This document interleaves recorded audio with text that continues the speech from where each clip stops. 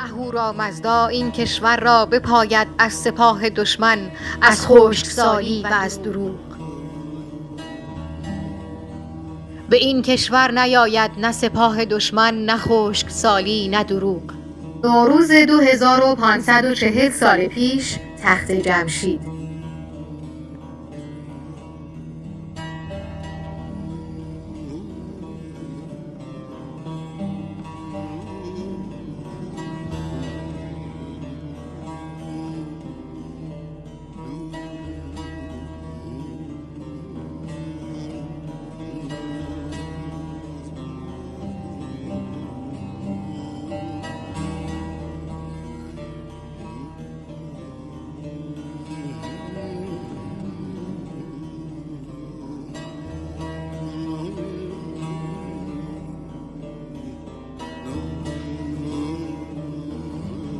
اهورامزدا این کشور را بپاید از سپاه دشمن، از خشکسالی و از دروغ.